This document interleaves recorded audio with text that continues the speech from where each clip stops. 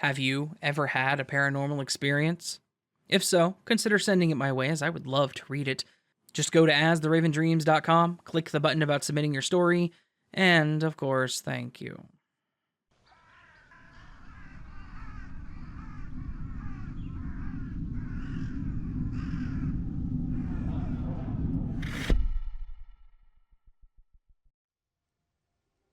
It was my 6th birthday, and my party had just ended.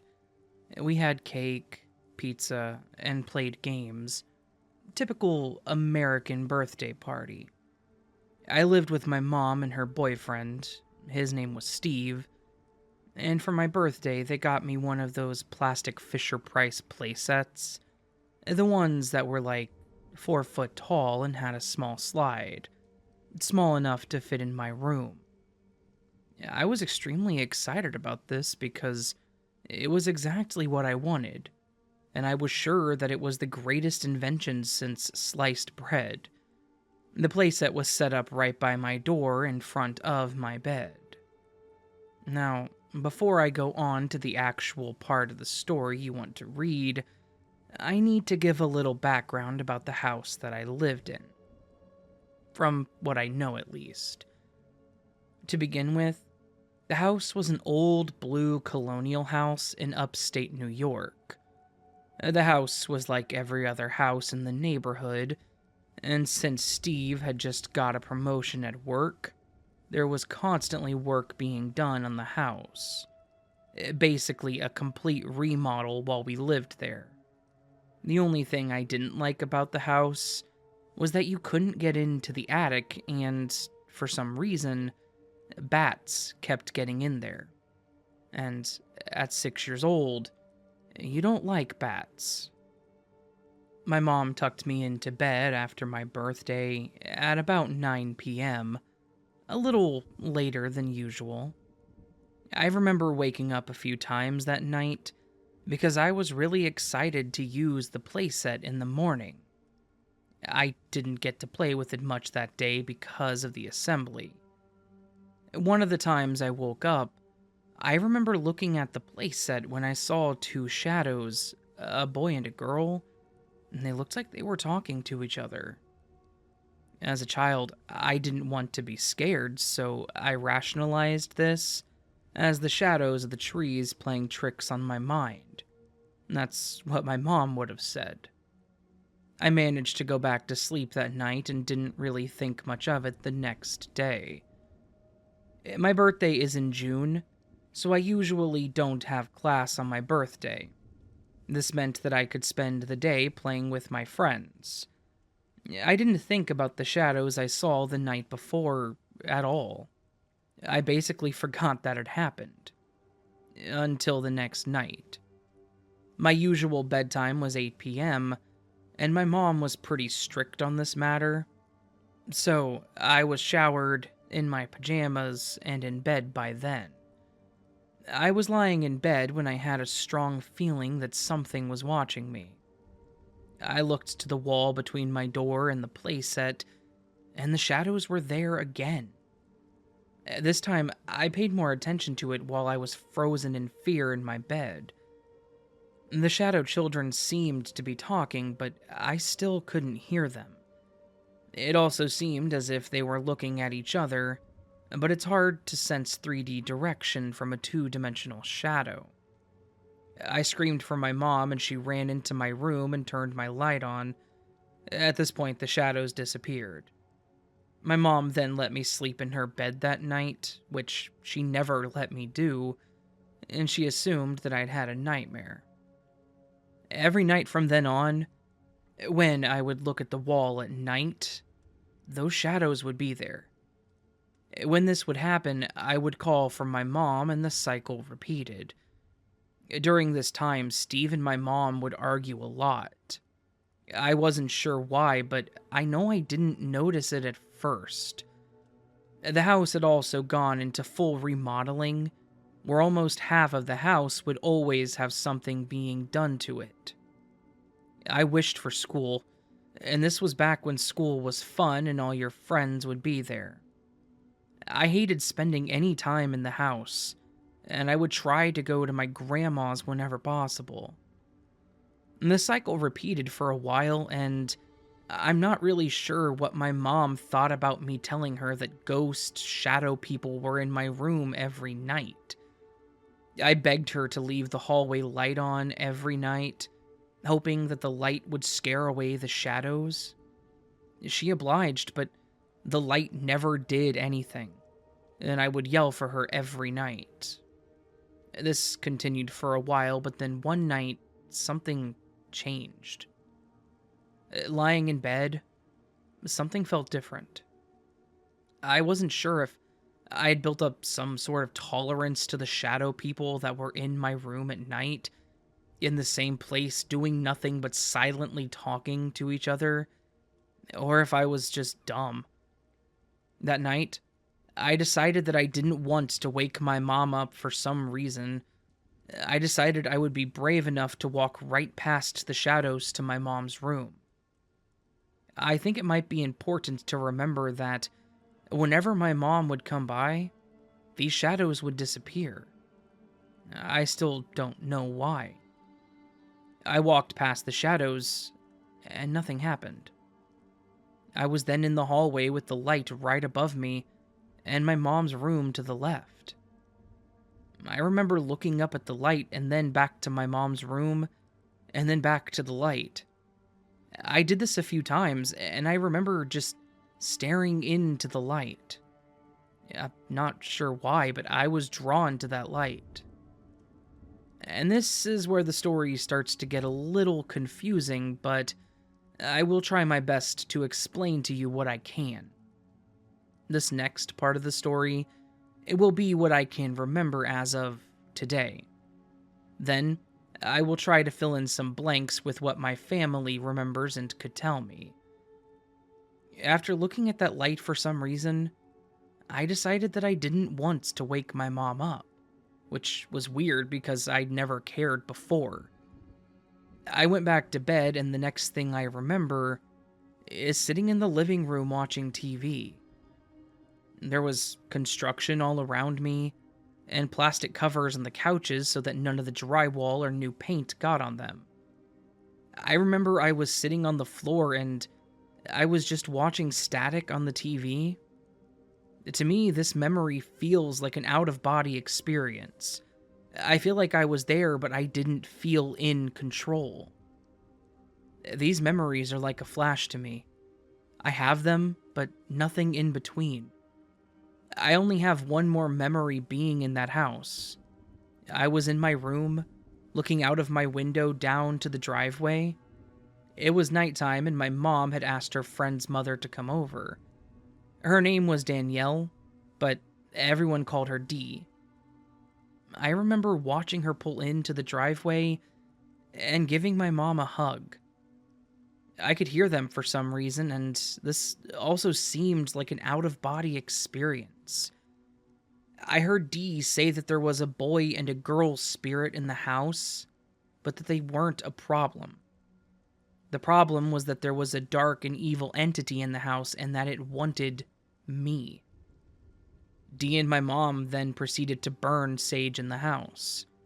I assumed I went to bed, but when I woke up, I was at my grandma's house, and it was many days after the light incident. I don't know the exact amount of time. I felt fine when I woke up, and I don't think that I even noticed anything different. I often spent the night at my grandma's house. I had my own assumptions about what had happened, but I never really talked to my mom about it until I was 16. When I woke up at my grandma's house, my mom had told me that we were moving out of Steve's house, that they were breaking up, and that I wouldn't be going back. My mom would just get my stuff. As I stated earlier, I talked to my mom about this in detail when I was 16. The memories had bothered me for so long, and I wanted answers. I told my mom the exact story that's written above, and my mom gave me a confused look when I told her about the part with Dee. She told me I wasn't in the house. My mom proceeded to tell me how I'd become more and more distant as we lived in that house. And then one day we were eating dinner and I just passed out, head into the plate, like out of a movie. My mom said that I had a high fever and looked ill. And my mom is the kind of person who believes in the supernatural, and I think when she passed out, she decided to accept that the ghost stories I was telling her weren't in my head. And this is when she decided to call Dee, who was known around town as being psychic. Dee told my mom to immediately get me out of the house and that she would come over. My mom drove me to my grandmother's and went back to the house when Dee showed up. I wasn't in the house, but I was able to recall what Dee had done and said without my mother telling me. My mother also told me that she didn't tell Dee anything about what I had said, just that I had said something was there. Since I was sick, my grandma kept a close watch on me that night.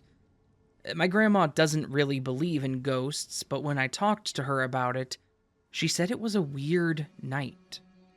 She said I was making weird noises, having trouble sleeping, and I had a high fever, but then it just stopped. Like one moment, all of my symptoms went away. I went to bed, and that's when I remember waking up. As I sit here and write this story, I'm a 21-year-old senior in college. Well, not anymore, I wrote this a while ago. But I every so often think back to these events, and I'm just confused. I have no answers. I try to come up with my own conclusions, but I can never think of a rational one. I have a hypothesis for what happened, but I won't share that with you now. I want you to come to your own conclusions. Maybe someone else has gone through this same type of situation. That was the point of writing this story. I'm hoping that someday someone will read this and be able to help me. It would be easy to say that I was possessed or something, but that seems too unreal. If the memories I have weren't so vivid, it would be hard for me to believe this story. Hell, it's hard to believe with the memories, but I assure you that this happened.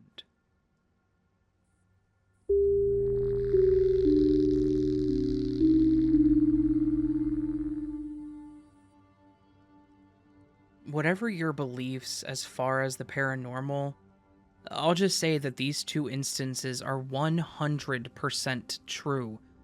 I experienced them. I've always believed in the paranormal because I feel, how could anyone be positive that something doesn't exist? Even if I haven't seen little gray men or Bigfoot, hundreds of people have. Even so, I've been blessed, or cursed, with a very practical and analytical mind. I watch real ghost hunting shows with a grain of salt, always asking how could this have been faked. And many times it is fake, but not all. And many things have happened to me that I dismissed as something else, so I'm only telling you these things that I can't dismiss. My first experience occurred at a famous seaside restaurant in California. It's been featured on numerous ghost hunting shows, as well as on unsolved mysteries. I lived about 30 minutes from the place, but I hadn't been there. I finally got to have dinner there with a boyfriend. I was fascinated, asking the employees about their experiences with their infamous specter. See, I was happy to have a paranormal experience as long as I wasn't alone. At some point in the evening, I had to use the restroom. I asked my boyfriend to walk with me after I realized the restroom was outside the dining area and down a long, deserted hallway. He didn't want to wait right outside the women's room door, but he waited near the entrance to the hallway. So I was in there, alone. Just my luck, no one else had to use the restroom. I went into the second of the two stalls and did my thing, and suddenly the hair on the back of my neck began standing up. I didn't hear anything. It was just a feeling, so I told myself that I was just being paranoid because of the dark, scary hallway, and I'd psyched myself out. Still, I was very relieved when a minute later someone else came into the restroom, and I was no longer alone. She went into the other stall, and I came out of mine and washed my hands. And that's when I noticed that there was no one in the other stall. The door was resting open as it had been, clearly empty.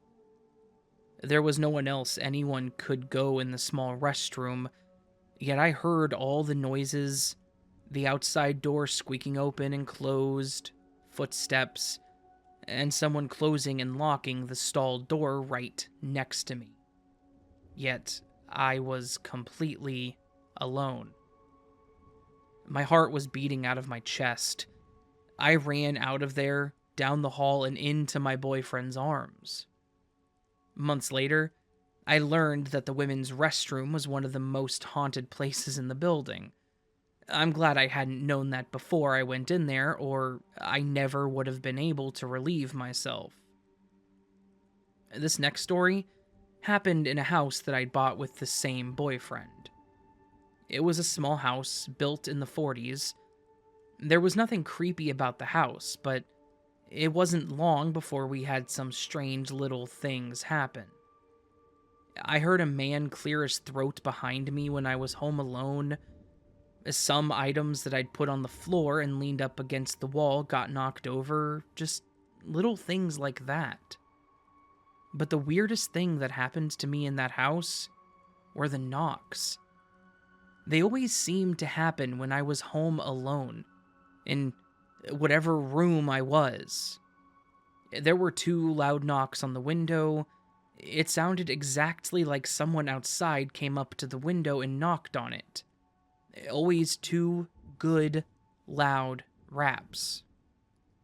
The first time, I was lying in bed one morning and I heard 2 knocks on my bedroom window. Just a quick knock knock. The thing is, my bedroom was in the very back of the house facing the backyard. And the backyard was not accessible except from inside the house. It was fully fenced, very long backyard, and anyone who came from the street in front couldn't get to it because it was a very narrow passage that we'd blocked to keep anyone out.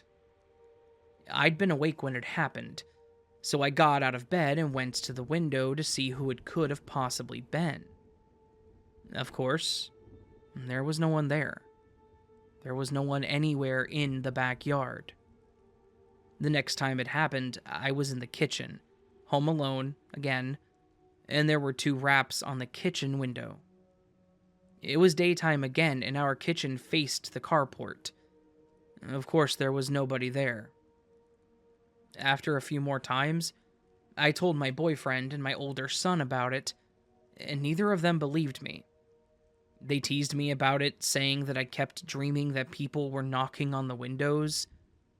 So, one day while I was taking a shower, the knocks happened right on the shower window.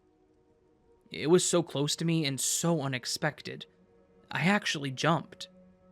At this time, I was not home alone, so I thought maybe my boyfriend or son was playing a joke on me, and I kind of laughed it off. I knew it would be hard to get to that window, though, because it faced the blocked, narrow side of the house, and right outside of it were rose bushes with thorns. Later, they both swore that they hadn't done it. And they were very serious, and I could tell that they were telling the truth. And they also said they had not heard the knocks, so they still didn't believe me. Only one time do I remember it happening at night. At this time, I was in the 3rd bedroom that we used as an office, in the back of the house. It also faced the inaccessible backyard, and it was late and dark. My curtains were closed, and I was doing something on the computer when the two loud knocks hit that window. I was too scared to even look out the curtains. This only went on for a few months, but it happened a lot. And every time it occurred in whatever room I happened to be in at the time. I never heard it from another room. No one else heard it either, until one night. On this night, I had gone to bed and my boyfriend and son were in the living room watching a movie. The next day, they told me that at about 1 a.m., they heard two quick loud knocks on the living room window. There was no knock on the front door, which was right next to the window, and they looked out the window and of course, no one was there. It finally happened to someone else in a room that I did not happen to be in, and they finally believed me.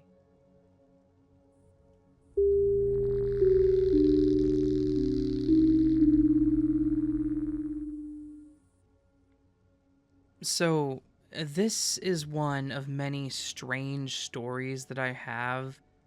This one is just weird, though. Very weird, and it scared the daylights out of me when it happened. So, anyways, this happened, say, about a year ago. It was nighttime, probably around 7 to 8 p.m.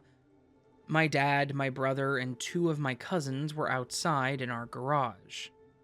Our garage is connected / right next to our barn that leads out into a big pasture connected to two more. So, my dad sends me out with a small bucket to get some water for the alfalfa, basically made of grass, but you'll have to look it up to know more about it, for our horses.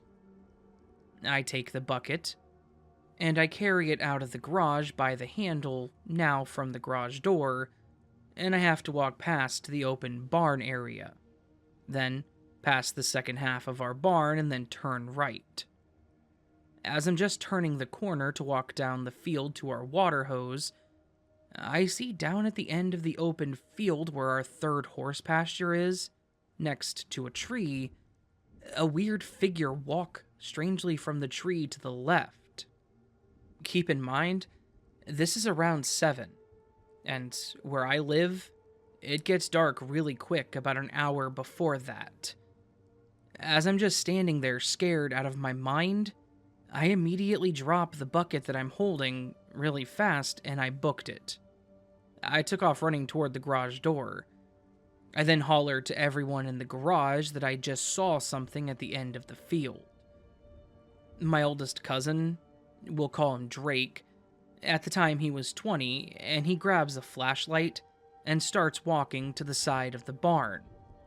He glances into the barn for a second, and then shines the flashlight down the field, and while he starts off to where I told him I saw it, he motions his arm back, saying, "Stay here." But me being me, I didn't listen, and followed anyhow. Walking down the field, he's asking me questions about the thing that I saw. I say stuff like, "It was half white on top, half black on the bottom. It had no face, really skinny, and its legs and arms were really long and skinny too. It was also very tall, taller than our horses, and one of them is 16 hands. That's saying something." He then asked me questions like, could it have been the neighbor? I knew it couldn't have been my neighbor because he's a fat guy and surely wasn't as tall as the thing that I saw. We get down to the spot near the tree, and he shines his flashlight around for a bit. The thing was gone by then. I thought, it probably left hearing me yell about it to everyone. I did holler it pretty loud, to be honest. After finding nothing, we both walked back up, and I helped to feed the horses. I then feed my dog and go inside while everyone else is still outside in the garage, doing whatever they were doing after we fed the horses. Several months later, while I'm out with my dad and 3 of my cousins, not including Drake, and my brother, We're out going to 3 different cemeteries. What happens at all of them is for another time. And when me and my cousins and brother get home, the oldest cousin visiting tells me about the stuff she saw that day at the cemeteries we went to. Then, I bring up the figure that I mentioned earlier in the story. What she tells me next, it kind of shook me a bit, no joke. She starts saying that she saw the same figure with the same features and everything in my mom's garden a while back, violently tearing out my mom's plants while sitting on its knees. I pictured it in my mind and it scared me. I then said, "Well, that explains why Mama found half her garden tore out that one day." My cousin then says, "Yeah, and she thought it must have been a deer or maybe a rabbit or a raccoon." I'm still not sure what it was that I saw.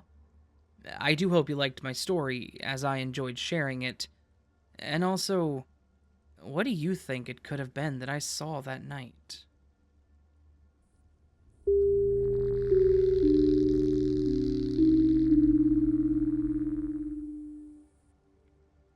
I have 4 daughters. One summer, it became clear to me that the second oldest had clairvoyant abilities. She was 8 at the time. My family and I were staying in an apartment for our summer holidays in Ilfracombe in Devon.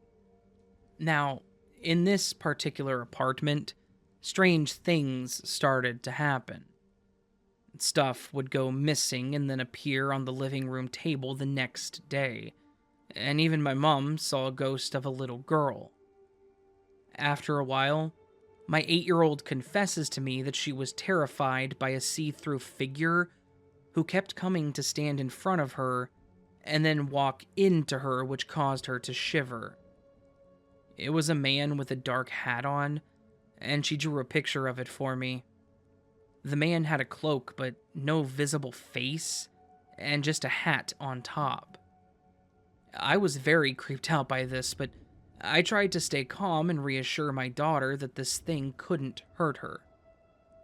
After we returned home, the situation continued to cause problems, but now my daughter was seeing what looked to her like ink falling through water instead of the figure. She was very afraid. In the following years, she started to see visions and had some premonitions of terrorist attacks before they even happened, namely the Paris attack and one which occurred in New York, in which she saw buildings and a crossing, as it was reported the next day in the area where the attack took place. We live in the UK. My daughter had a lot of visions, and she told me that they often looked to her like cartoons. Sometimes she would see a slideshow of faces. In 2016, the year of the referendum in the UK, she started to see what she described to me as a face with a creepy smile, which had wires connected to the back of its head, giving it the appearance of a robot. It said to her, "Nothing will be okay again," and it was there every time she closed her eyes. Other things that happened are seeing ghostly people everywhere. Sometimes it would be the whole person, sometimes just the person's feet or hair. People of all ages, sometimes white circles drifting around. Once we visited Warwick Castle and took some pictures of her. Some strange entity appeared next to her in the photo, and when my back was turned, she deleted it from my phone. Today, she's nearly 18. If I ever ask her about these things, she now pretends not to know what I'm talking about. She says she doesn't want to think about it. Maybe she's learned to block it out, or maybe she's in denial. I've often wondered if her date of birth has something to do with all this, as she was born on the winter solstice.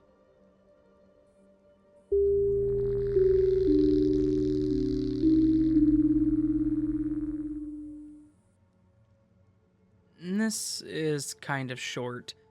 It's 2 stories that I remember very boldly. I do think ghosts are real. I always have.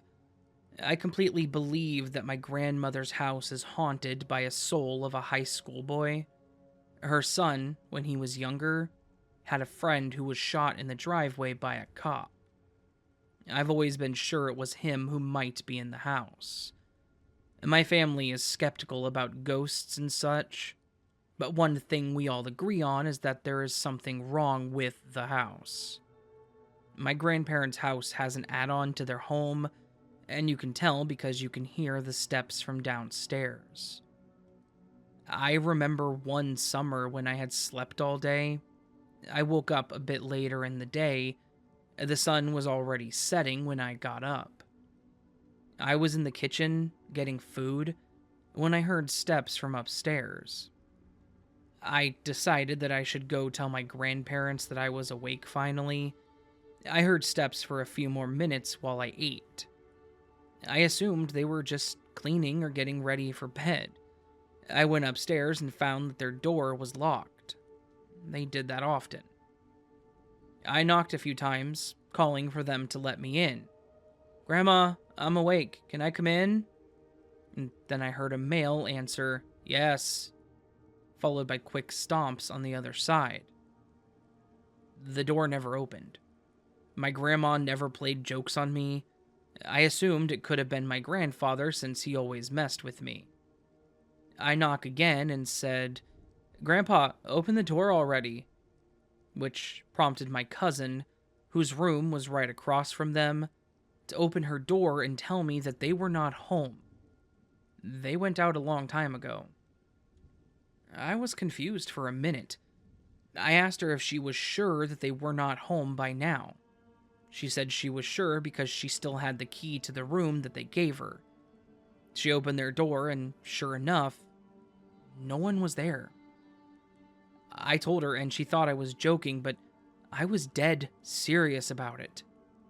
She was skeptical as always, until later on when she'd had a similar experience where she was sure that I was sleeping on the couch downstairs one day. She had called for me a few times, trying to wake me up before giving in and going down the stairs.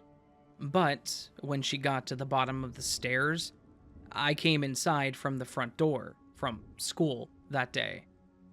She told me this story in a dead serious tone. I believed her, and from then on, she too believed that the house was haunted. I don't live there, and I never will again. I just think about the many incidents like these. I just find these the most interesting, all things considered, though it would be fun to share the other incidents.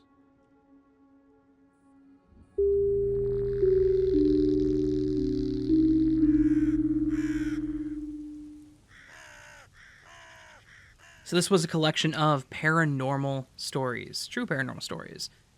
Paranormal stories are where my channel began, so very long ago, and I love doing them. Hopefully you love them too, because I don't know, I just really hope you guys enjoy paranormal stories. They're fun, they're good to read, they're fun. They're just fun. That's just what I'm trying to say, is they're fun stories to read. And they're good and sufficiently creepy, to be honest with you, so.